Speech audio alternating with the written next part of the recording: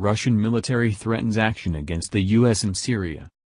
The Russian military has threatened action against the U.S. if it strikes Syria's capital city of Damascus, according to multiple news reports. The threat, by Chief of Russia's General Staff Valery Gerasimov, was widely reported by Russia media sites such as state news agency RIA and Tass. It said Gerasimov said Russia had reliable information about militants preparing to falsify a government chemical attack against civilians. He continued by saying the U.S. would then use this attack to accuse Syrian government troops of using chemical weapons. He added that the U.S. would then plan to launch a missile strike on government districts in Damascus. In several districts of eastern Ghouta, a crowd was assembled with women, children and old people, brought from other regions, who were to represent the victims of the chemical incident, Gerasimov said, according to RIA. Gerasimov said Russia would respond to a U.S. strike on Syria if the lives of Russian servicemen were threatened, targeting any missiles and launchers involved. In case there is a threat to the lives of our military, the Russian armed force will take retaliatory measures both over the missiles and carriers that will use them, he said. The U.S. Department of Defense urged Russia to stop creating distractions and enabling the Assad regime's brutality in a statement sent to CNBC responding to the allegations.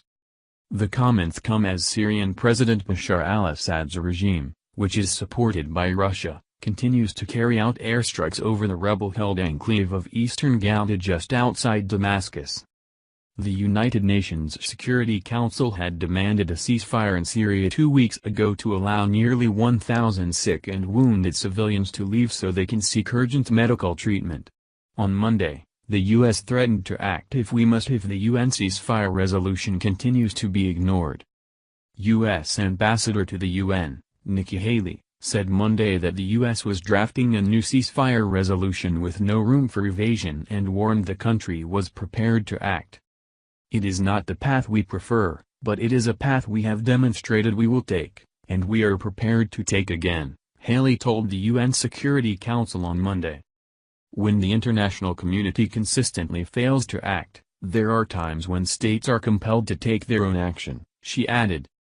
Syria has experienced a civil war for the past 7 years. The conflict started following a popular uprising against Assad and his regime. Unlike other countries in the Middle East affected by the Arab Spring, Assad's regime did not fall so easily, and what's more, Russia offered Assad's regime its support against a variety of rebel groups. To complicate matters further, these rebel groups have also been fighting the so-called Islamic State which is occupying parts of Syria. The U.S. and other allies have supported moderate rebel groups against ISIS.